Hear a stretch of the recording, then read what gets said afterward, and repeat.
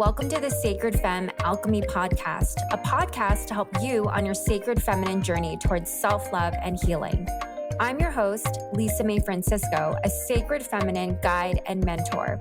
In the podcast, we'll dive deep on how to heal your core wounds, reclaim your feminine power, and liberate your truth so you can be your wild, authentic self. Thanks so much for listening. I'm super excited that you're here. Welcome back, everybody, to the Sacred Femme Alchemy podcast. I'm so excited because today we have another special guest. Her name is Nicolay Jonsson. Wonderful. So, fun fact, we actually know each other way back. She is a friend of my sister's, and I've known Nicolay since high school. Yes. And it's funny how we connected both in this space. Nicolay has always been in this space before I have of coaching women. But for all of you that don't know her, I'm actually going to read her bio first. So Nicolay is a certified health coach and yoga teacher supporting prenatal and postpartum mamas and feeling good in their growing and new bodies. Her passion in both health and yoga began with her own mamahood journey and desire to be the resource she had wanted during these seasons. Nicolay combines her expertise in health and yoga with being a seasoned mama of 4 young kids into every class she sessions. Oh my goodness, 4 children. Yes, 4 children. I would never have imagined being in high school that would be where I am now, but I know life always has a greater plan for us. So I am so abundant and grateful for it. But yeah, it's very chaotic, like my shirt says, heavily meditated. And so yoga as a yoga teacher has really been just like a resource for me, and especially like the spiritual tools of being a health coach and wellness coach. It's like really grounded me into being, that okay with this chaos of so yeah. How did you even find it? Were you doing yoga with your first child when you were pregnant, or did you have a practice beforehand? So actually I've been in yoga like on and off since college. I was like into Bikram yoga, hot yoga. I know that was like a big trend back in the day, and I was like so into that. I mean, now that's not really that's not my style. It's too much.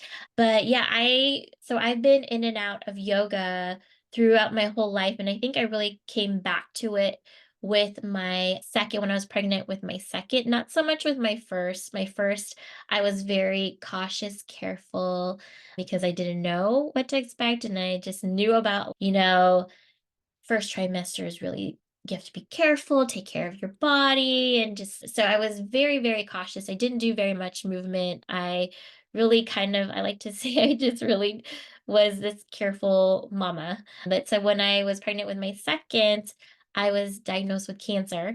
And so that was like super scary. And I just had to surrender. And part of that surrendering was like finding a tool that I could use to help me actually just lean into this experience. And that's when I became really connected with yoga, and really kind of just catapulted me into what I do now as a health coach, because through that experience, I felt like I really just needed to find holistic practices to support me, because I thought I was doing all the things. I was eating like, low carb diet, working out, and I thought I was doing all the things that you're supposed to be doing. But I wasn't, because I was diagnosed with cancer. And so that just really shifted me into where I am now as like a health coach, and like really diving deeper into like yoga practices and nutrition and Reiki. So yeah, that's how it started. Oh my goodness. Cancer. Wow. While you were pregnant. Yes. Yes, it was very scary. It was like so scary. It was like truly it was like the time where I had to surrender. I literally just had to trust and surrender. First, I was like, okay, oh my gosh, really going into the fear, going into what the heck? I'm 30 years old. I'm still like so young. Like, what is happening here? And like, maybe this doctor's wrong. Maybe I need to do something else. To then just going to, okay, this is where my situation's at. What are my options? Like, what can I do? And I just literally came to my fate and I just went to Mm. here and just like leaning into I will be taken care of as I've always been taken care of and just really prioritizing with my doctors like this baby is important to me, so whatever happens I just want to make sure that this baby is okay in whatever choices or processes you like give to me as an option. So luckily, it was like, okay, like I had a surgery during my second trimester, which was scary because I was like gonna be under anesthesia with a little fetus in my body. And I remember going under before I was going under anesthesia, the nurse looked me in the eye and she said, "Don't worry, we will take care of the both of you." And literally I was like crying as I like closed my eyes. And when I woke up, my husband was there, and the first thing I said is baby okay? Is baby okay? And he was like they're gonna come and check the heartbeat. And so it was just like waiting and heard the heartbeat. Baby is okay. I'm okay. I don't have a thyroid. That's what like so like I have a scar here and they completely Wow. took in the treatment after was potentially to do like radioactive therapy. I know Oh and I my was like, God. no, no, I wouldn't. I want to breastfeed. I want to breastfeed. That's so important to me. So it was like really just voicing, I think was the biggest thing. And I always truly believe that conditions and symptoms are manifested through emotions that have not been leaned into or expressed. And so for me, it's hard for me to say stuff. It was hard for me to voice my opinions. It's hard for me to share my thoughts, especially like during like my corporate time because as a when I grew up, going back to inner child, I know that you're so big about this. Yeah. Looking back at to be the obedient little girl, you were quiet, you listened, and you didn't like speak up against your parents, As like being a Filipina in my family, you don't raise your voice, you don't talk back to your mom and dad, you don't back to your elders. And so I wanted to be that, obedient good girl. So I never like would raise my voice. And if I raised my voice or talked back, of course, it, I would be reprimanded. And so I was conditioned throughout my life, at school. No, don't speak against or talk out of line. And then even when I got into corporate world, I had this awful boss that would yell at me legit. And advertising was in advertising sales for a big entertainment company. And Uh-huh.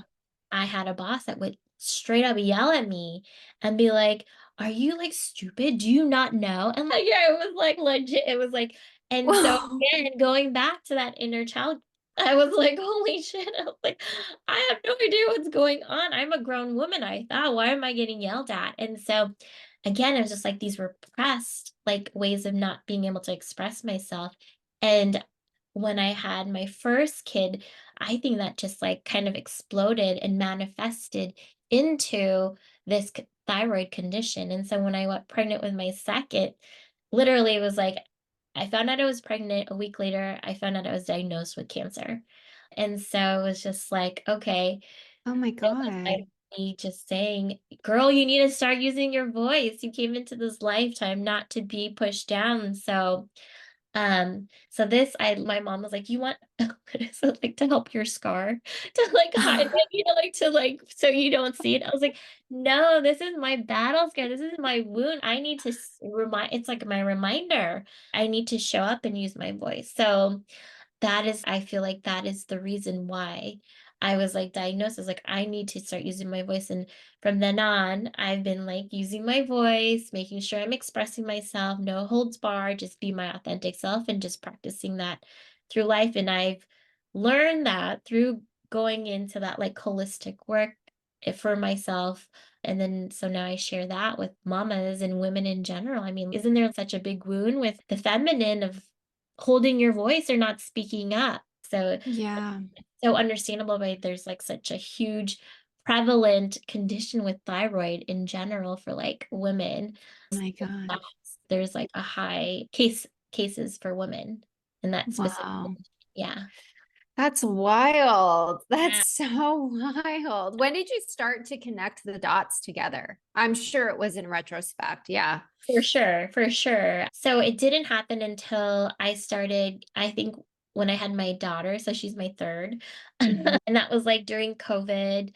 And so that time I was really leaning into Reiki and just like connecting with past lives. So just like really getting into that spiritual community. And then that's where I found mentor, and my mentor really started sharing with me this like different approaches of why things happen for you. It's like life isn't happening to you, life is happening for you. So where can you glean or find the lessons where these challenges come up? Like these challenges or these experiences come up for a reason. It's not because life is trying to punish you or God is trying to punish you, which is, coming from a Catholic background, like God is punishing you because that's why you're sick. And that's not really, that's where I learned from her is that's not what life is doing. Life is really showing you to get you back into your path of why you came into this this lifetime now, and what is your purpose and why did you come here, what are the things that you're meant to practice, what are the things that you're meant to do. And so she really spearheaded me in opening my eyes, and she opened my eyes to, I don't know if you've heard of, oh my gosh, her name is uh, it's like how to heal your life, or Louise Hale. She's her. So, like how every symptom has a emotion attached to it. So if you have Mhm. cough, you're coughing because there's anger, like you've been holding back your words, or you have something happens to your eye, you've seen something that you're like scared of, or you have a fear. So that's where I started learning about why conditions happen, and there's this Mhm. close relationship with emotions and your health. And there's also new German medicine, which is also, have you, I don't know if you're saying it. Yeah, I was taking this class called The Journey of Embodied Awakening. Hmm. It's all about the rainbow light body. And in one specific module, we talked about how repressed, suppressed emotions are just manifestations of medical conditions, right? Yes, That are 100%. in the body. And it was so interesting. So I looked it up. I was like, German New Medicine. I've never Yeah, heard of this. yeah, And so I looked it up, and I feel like it's taking Louise Hay's concept even further because there's actual scientific data, yes, case studies, literally hundreds and thousands of case studies. So literally, people, if you're listening, go and just Google German New Medicine. yeah, You can type in your ailment, whatever you have, and then I'll have an example, an explanation of why. And it's so crazy because yeah. I ended up having a series of so many just UTIs for a period. Mhm. And obviously it was so frustrating because I'd go to the doctors and, oh, are you doing this, that? And I'm like, yes, I'm doing everything that you've told me to do. Like I was experiencing it for a full on year. And when I looked it up on German New Medicine, it was all about abandonment issues Mm. and like what your body physically does and how it reacts, of how the kidneys and the urinary tract, they actually hold certain water. And so you're not able to fully release the liquid from your body. And it's just like stuff that you wouldn't necessarily know. It's like my body is reacting a certain way. And so it was absolutely wild. And I feel like that just opened my eyes. And I even looked at it with one of my old clients where, she was experiencing different types of symptoms around her breast, and that's related to the heart. And so Yeah. I'm such a firm believer of using that as a resource as well. Yes, yes, for sure. And yes, you can take, all the medicines, over the counter stuff to support the symptoms, but if you don't go down to the root, it'll manifest again and it'll show up again because you're not digging deeper into what is that root cause. Like you said, it's abandonment. So once you come to, okay, so where is that? Where am I feeling from that? Why am I having that abandonment issues? And then Mhm. acting in and seeing where do you need to support yourself? Where is your body? Because it's really just your body calling out to you. It's your body's way of communicating, hey, pay attention. You're not listening here. There's something here that you haven't fully addressed. And so Mm. that is just like really I think the biggest thing a miss in Western medicine is, you just go to the symptom and pop a pill and you'll be okay. And it's not, because then it comes back because you haven't addressed like what is that feeling behind it? Because emotions need to be in motion in order for it to be Yeah. realized. And I think that's like the biggest thing that I've come away from that whole experience with, with having cancer. And I take that with me every day now, like when I'm experiencing, like I had pink eye a few weeks ago, and I'm like, what is happening? What am I like seeing? And it was like, because I was having this fear of opening up emails. What is this potential client saying? Or what is this potential like collaborator? And that fear of, oh, am I not good enough? Am I like gonna turn me down? And it was just, even if it was like literally for a second that thought, but I hadn't metabolized it. I didn't accept it or validate it. And I think that's like the biggest thing, just like validating it and not just like shifting your mind. It's like validating those feelings where it's like sadness or that fear. I think that's like the biggest thing as well. Is like you gotta embrace those feelings and not just move on and be like, okay, I see, you just move on to a positive thought. It has to be also accepting those feelings, those raw feelings, and then seeing where those lessons are and then shifting the thought. There's, layers of that. So Yeah. yeah. And so so after you experienced this and after you had a kid, did you get certified to be a health coach right after working Yeah. with it? Huh? So it took me so I did get certified for Reiki. I did do that. So I did Reiki 1 and 2, and I was like focusing on Reiki for a few months. And then I think then I went into nutrition because I felt like nutrition is such a big medicine. And I'm a huge proponent. I do not take over the counter anything, and I really try not to take any type of medicine unless like I have to, which is like my thyroid because I have no thyroid, so I have to Wow. take those hormones.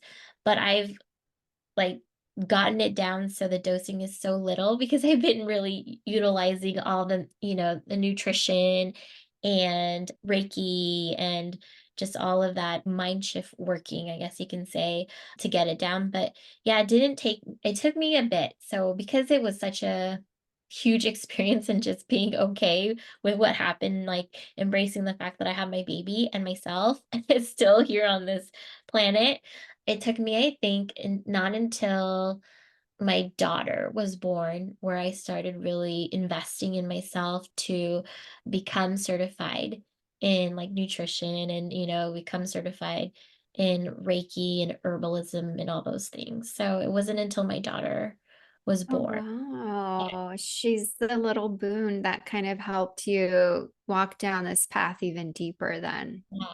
Yes. So it was like living in it and experiencing it and taking in all of the different types of medicines when my son was born. And then once I like had experienced it first and foremost, I think that's like the biggest thing for me is like I have to experience it first before I like want to invest further. And I think that's like Right. most of us, like you want to experience something first.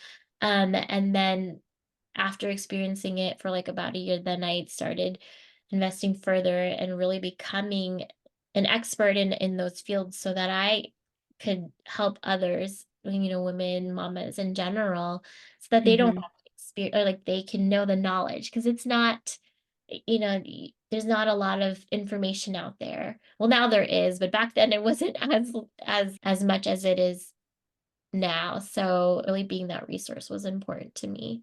Hmm.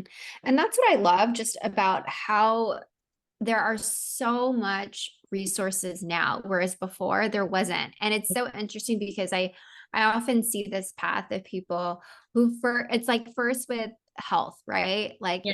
health, the physical body, because it's what you can see. I had a friend who dove into, she was a holistic health coach and then she became a yoga teacher. And then it's I love that because it goes from the body to the mind, the spirit, and it's all just interconnected towards each other. And so for you being able to use like, you're like herbalism, it's nutrition, it's Reiki, it's everything. And then kind of just dialing in and zeroing in on mamas, Yeah. it's so special. Yeah, yeah, it was really important because there isn't that much support in postpartum as well. And to be honest, postpartum is 7 years after birth. So it's longer than like the 6 weeks that the doctors like will tell you that you're like, okay, you can go resume whatever you're back to your normal life, which isn't true at all. And so it's just like sharing that message and that information out there, I think is just so important, at least, especially me going through it 4 different times, so Oh my gosh. So with your first child, you were diagnosed with cancer. And yeah. then with your second child, what was the lesson there? Oh, so yeah, sorry, so it's 2nd child diagnosed with cancer, Okay. Uh-huh.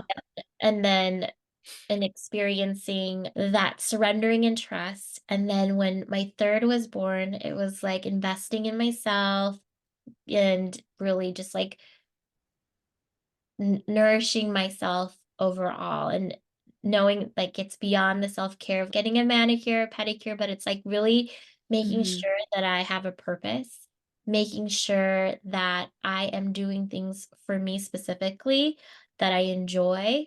And that included getting my certifications in nutrition and yoga and herbalism. So investing in my own self.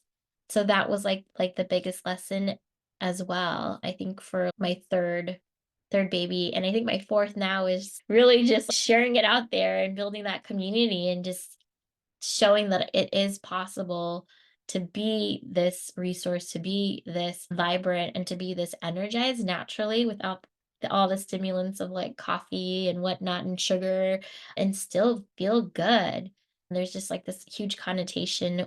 I think now, like postpartum is, it is tough, but it doesn't have to be so like feel like so crummy, you don't feel like yourself anymore. It doesn't have to be that way. And I know a lot of moms do feel that way because they don't have that support. They don't have that resource, and they don't have the information or those tools to let them know that it can be possible. And so it's like really my mission and my intention to like let those moms know that you can feel good and, just have a baby. So, and it isn't Yeah. just like putting on makeup and like forcing yourself to look good. It's like really feeling nourished inside. Yeah. What are some of the misconceptions you come across a lot as people step into this threshold of being a mother? I think the biggest thing is like the bounce back, I hate that bounce back. I see a lot of moms, like even in my yoga classes. So I teach prenatal yoga in person, and I like see these moms that just are coming through and they're like, so is it like, when do you think I can come back to do like the yoga, come back and do yoga? And I'm like, they're like, is it really 6 weeks? And I tell them, you need to like, of course, listen to your OB or your midwife, but listen to your body, really listen to your body and just take time and ease into it. Go on walks first before you like come back into yoga. And like I do teach specific for postpartum, so it's more it's like gentle. It's not this like power yoga or like inhale downward dog, exhale plank. Like it's like a little bit Oh. like, more gentle. But yeah, it's like this urgency to get your body back the way it was before you had your baby. And the thing is, your body was growing for 9 months, if not more. And then you went through a major experience where now you have a huge wound. It's like the size of a watermelon in your body. And that takes time to heal. And if you're not resting, if you have surgery, you're going to rest. And this is like the equivalent because you have a huge wound. And so it's so important to rest. And I see a lot of moms are like jumping back and going out, especially if you have another child, like an older child, like jumping back and like taking out the kids again and going to the parks, which is so Wow. important. but you also need to take care of yourself. And it's like creating a village so that there's someone out there to take care of the oldest or, your older child so that you can rest. And I think that's like the biggest misconception is like jumping back and getting your body back and doing the things that you were doing before pre-baby once you have your baby out. And it's no, you need to rest. And it's typically more than 6 weeks. It's like really easing your body and resting. And I think that that can relate to now, like even mamas without babies or, women without children. It's like rest is so important. And I think Yeah. that that is something that's overlooked quite a bit. And like a perfect thing is like looking at your menstrual, like when you're menstruating, that's a time to rest. But still, if you're working, at a corporate job or whatnot, like you can't take time off. Like I get that, but like when you come home, it's like you need to rest. Like you don't push through, like you need to make sure that you're resting specifically during that time because it's like you need to recharge. You need your let your body process and eliminate what's happening. And so it's like the same thing. It's like you have like blood coming out of you. Like you're like this is like you're experiencing elimination within your body, just like when a mom is having a huge wound, blood is happening. And so you have to give your body that time to rest and just to let it focus on what it needs to by eliminating, or else what's going to happen is if you don't rest, that's going to affect you for how you feel later after Hmm. your menstrual cycle, after like giving birth. It's going to just create this, I feel like, depletion because it's not getting that recharge in your body.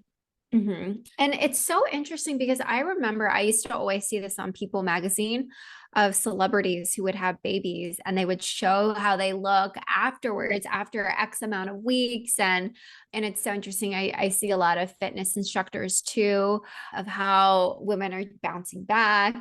And it's just, I feel like it's such a trope narrative with our bodies, Yeah. right? And Yeah. that can be a whole other topic too of our bodies not feeling like it's ours, our bodies feeling disassociated from it, body image, the way it needs to look after certain, experiences we have in our life, especially after giving birth or, I haven't given birth, but I remember after I'd frozen my eggs, the nurses told me, "Oh yeah, you can go back to work like the very next day. You can go back to work." Yeah. It's not that invasive. You It's just not. of your body out of you. So, Yeah. yeah. I- Yeah. And so I remember when I had my post-op call, and I remember telling the nurse, I said, I can't believe women go back to work after this. I really feel it. I'm sensitive. It's tender. What are you talking about? People go back to work. Yeah. Um, and she validated. She said, "Yeah, well, a lot of people just take painkillers and, Yeah. That's like the same thing, when you're cramping. I used to take Midol all the time and I would have like Yes. super like it would I would become really paralyzed. I couldn't it was such pain was like my cramps were so painful that I would have to take even over what is it, prescription medicine. Oh my Um, yeah, gosh. so bad when I was younger.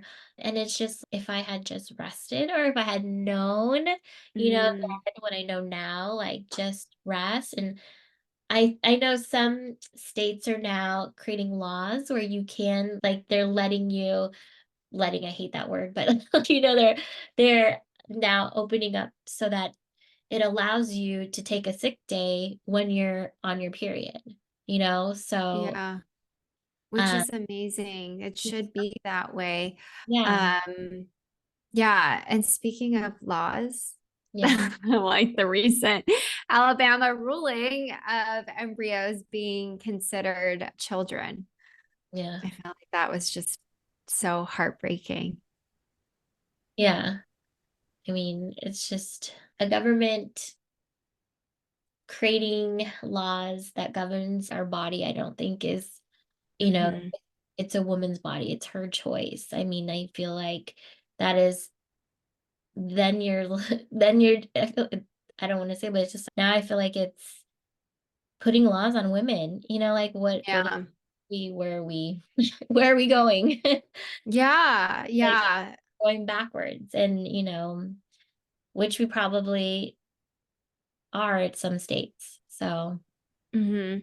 Yeah, that's why I think it's so important, the work that you do, the work that I do, to just really help women understand and know that they have resources. And it's not just about, like physical health. Like you said, we were talking about in the green yeah. room of how important it is and how you can use these different tools for whatever you're experiencing in your life, because the outer experience is just a reflection of your inner experience too. Yes, yes, I love that you said that. That's so beautiful. It is. It is. And so the people you come across, the experiences that you like that is all, a reflection of what's happening Hmm. in you. So Hmm. And what are you currently doing right now to help mamas? What's your specialty right now?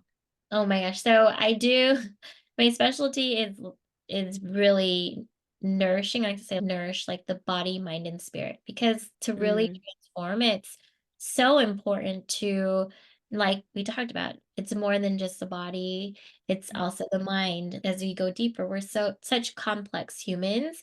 In order to catapult or create transformation or create change, it has to we have to affect all layers of the self. So I support mamas specifically with nourishing the body through nutrition, through sleep practices. That's also so important because sleep is where we rejuvenate. I'm such a big believer and huge advocate of rest. So if I am that is part of my practice is making sure that mamas rest. And I know that it's challenging though, depending on the season. So creating strategies or creating and sharing tools of how to get extra rest is really important. Especially if you're in that season where you can't get like consecutively that sweet 7 to 9 hours of sleep, that mm, is needed for women in general. And then I also do so to support the mind is I support with somatic practices, so like connecting the mind and body to metabolize emotions and to also mm, support with reducing stress and managing stress, because if stress isn't managed, it can really affect the body. I mean, that's like a huge influencer and source of a lot of conditions, health conditions, especially. For example, your menstrual cycle. I'm going to come back because menstrual cycle is my jam as well, because that is yeah. its innate source of energy and superpower. But if you are stressed, what chemically happens is the cortisol will be released, more cortisol will be released, and it'll deviate from progesterone releasing. And so, what that does is then you don't have your menstrual cycle. So, if you are so stressed, you will have irregularities in your menstrual cycle. You will have, or maybe not even have it at all. So, like chemically, there, it creates like a negative imbalance in your body, but also Hmm. stress and so tying that back, so stress has these chemical reactions that creates these imbalances and then can create into a condition. So just sharing and supporting tools to support metabolizing emotions and also managing stress. And then the last part is the spirit, which is so essential. And then that's just supporting with creating strategies and also finding out what are your joys? I feel like sometimes Hmm. we might forget as being an adult and especially as being a mom that you're catering to everyone else. But what do you like to do? What are things that you love to do? Not because you have to do it or you think you do or like but was and I love coming back to like your inner child because that's like where your true joy is. It's just you enjoyed it just to do it.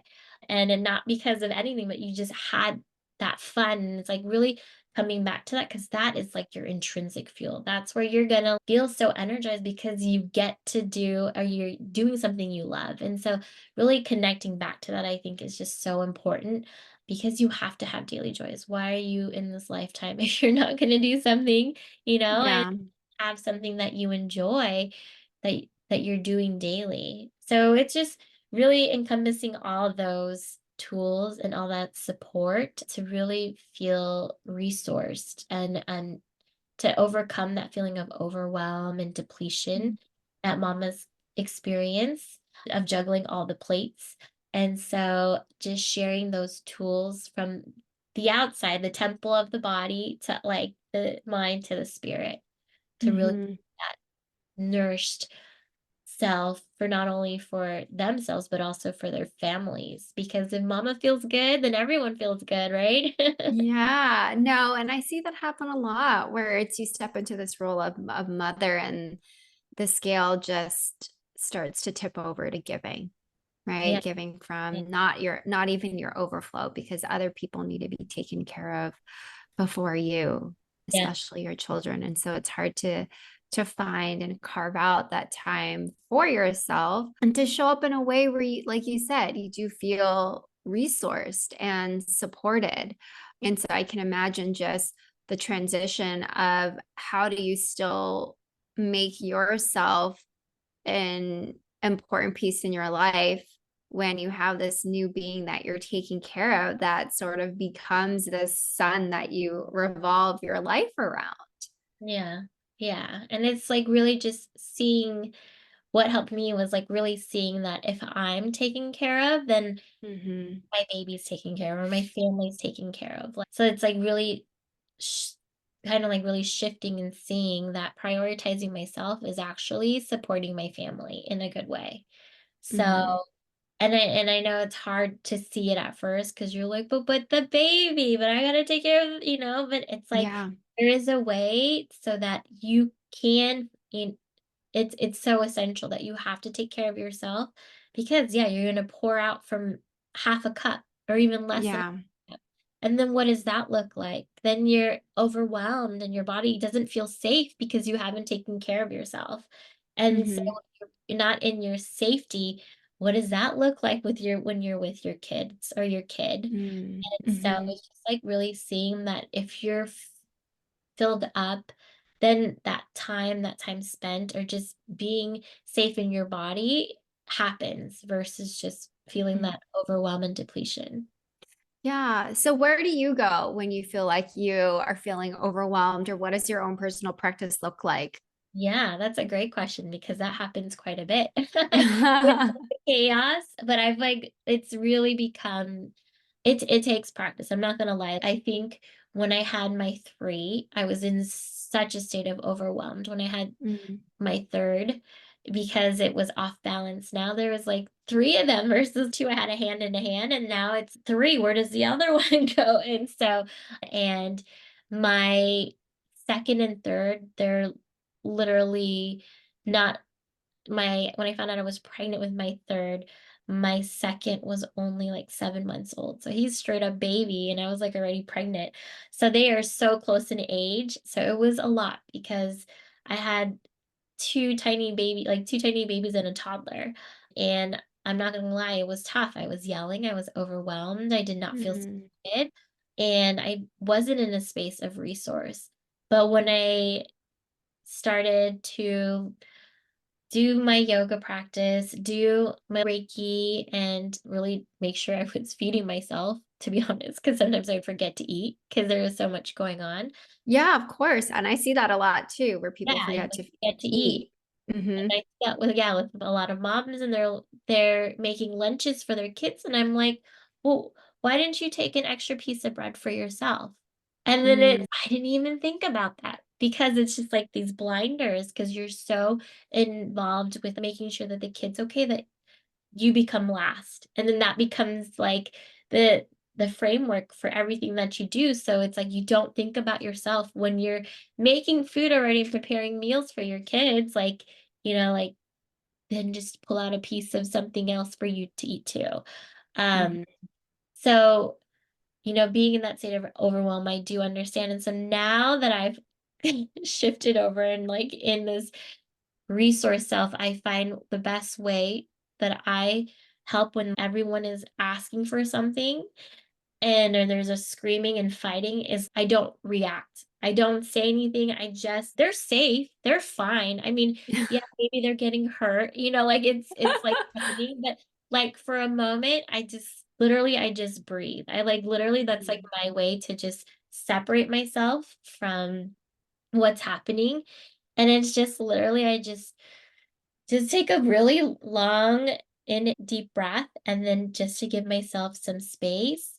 And then I'll come back and I'll come back physically come back to that space with them. And then I'll just, you know, go back to how I need to. So if this happens all the time, like the two boys are teasing my daughter and mama, they're not being nice to me.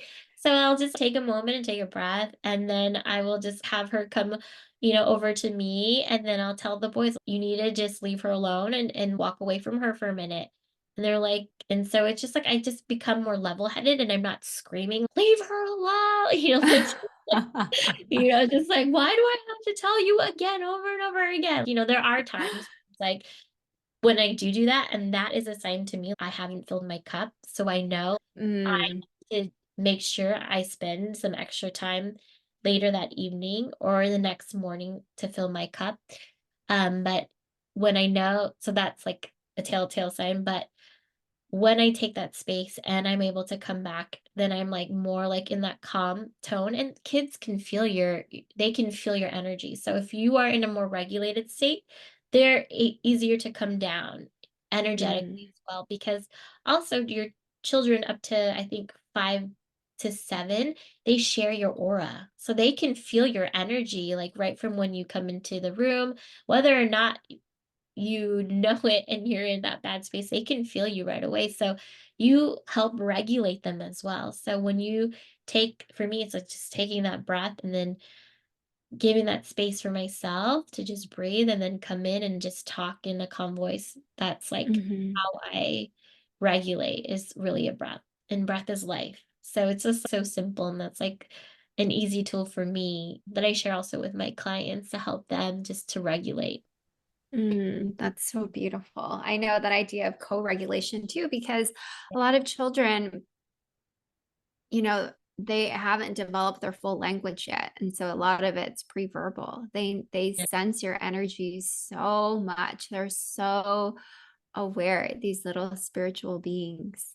They sure do. Yes, yes, they sure do. And so even my 6 or 7 month old now, if he can feel you if you're Mm, like getting upset, and you're like mm, rocking and even maybe they can feel that. So it's just like if you're starting to feel yourself like in that place of overwhelm, it's like putting the baby down for a minute just put your hand in your heart and just like breathe and like literally just like breathe in, start feeling into your senses to just come back to your body. Oh, my feet's touching the ground. I can smell my sweat from being like,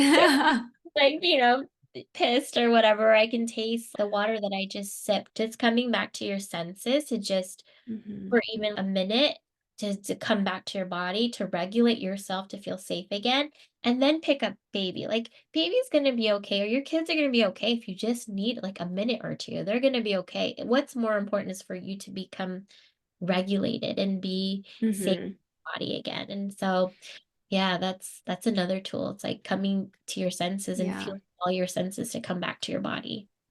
Mhm. And I And think I that's think just a hard reframe, right? It's a hard reframe for women to even put themselves first yeah, because we're often told or not told, but we're just already embodying and role modeling this idea of being the caretaker even before we're in that motherhood role. yeah, Host is saying, are you, oh, what can I do? How can I get this for you? It's just it's almost normalized to put yourself last. And it's even harder to really try and change that mindset when you have a child. And so, for women who haven't had children yet, what would your advice be for them to already be in that mindset of learning how to put themselves first? Um, so it can be a little bit easier when they transition into motherhood. yeah, for sure. I think, that's such a a smart tool too is like to start doing it now. And that's like with your partner, voicing and expressing yourself and with your needs and sharing with them what you're needing so that you're prioritizing yourself rather than catering to their needs. I think that's so, so important and putting yourself first and like creating boundaries. I mean, like hosting, like you said, hosting events, like you don't want to do it, don't you? Like giving yourself permission, like you don't have to do it all. As women, I think we like feel this urge and need to like, we can accomplish this, we can do this, we can do it better. If not, as much, we can do it better. And I think it's like tearing that down. It's okay. You don't need to do it all. Like you need to first make sure that that's something you want to do rather than doing it because you're trying to people please. And I think that's also another thing. It's like as women want to be the pleaser and we don't need to be the pleaser. We just need to be what we wanna do, and so it's, like, creating those, Mhm. like, boundaries around your friends, around your family, and I know that's can be challenging, especially for me, I still work on that. It's hard for me to say no, especially to my mom or my dad, like, my dad doesn't really ask much, my mom my my mom, or just, like, expressing my own opinions, that's not aligned with hers, and so it's, like, really just doing it with all the relationships that you have now of expressing your voice and giving yourself permission to say no if it doesn't feel Mhm. like your body. And I think that's like the biggest advice that I would give to women out there right now. Mhm. And especially since it can be seen as taboo, right? When a man is firm, means he's strong, right? Yeah, Firm in boundaries is strong. When a woman is firm in her boundaries, oh, maybe she's able to bitch, yeah, right? yeah, She's intense. There's something like a woman being known as almost like one dimensional in a way. When we think of femininity, we think of that side of her being soft, very nurturing, yeah. very beautiful. And that's why I always like to think about, well, who is she holistically? Mhm. Right? With every lightness, there's also shadow. That's why I love also like the Hindu goddesses. There's the benefic ones and there's like the terrifying ones. And it's those are all sides of us. And it's okay to be that. You can be, soft and flowy like water, but then also be destructive as well. And it's okay to embrace those parts of you where you do say no and you do own your voice, even if it disappoints other people. Yeah. And that's such a good point. You're not gonna make everyone happy, and that's not your Yeah. job. It's not our job. It's not our job to make everyone happy. It's our job to make ourselves happy. Like that's the true job. So, or the true purpose is really to feel happy. Yeah. There was something that I want to say. Oh, you were talking about, the shadow and the light, and it's that yin and yang. Mhm. There's two parts of us. There is a feminine and there is a masculine, and so it's like using both sides of both now and practicing that now, because when mamahood comes, that that's I feel like there is that juggle, that balance of Mhm. utilizing both. So just practicing it now with all relationships is so important. Yeah. Oh, this was so juicy. So where can people find you? And we'll also share it in the show notes too. Yes. So you can find me on Instagram. My handle is Nicolay Jonsson, Nicolay, and Johnson is Jonsson, just to complicate you. It's like not even the way, like the common way to spell anything.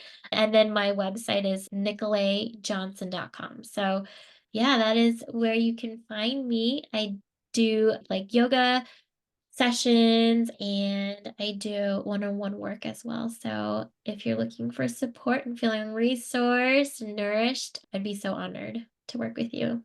Amazing. Well, thank you so much for tuning in. We'll most likely have part two, We could talk but more, I feel like. Yeah. Thank you, everyone, for listening. Thank you, Nicolay, for being on here. It was beautiful to connect and just hear about all your different offerings and how you're impacting so many women's lives, especially mothers. So thank you for being on here. Of course, and thank you for having me. Of course. Amazing. All right. So we will catch you soon, everyone, and catch us on the next episode. If you love this one, please rate it on Spotify or Apple, and you will get a free insider bonus.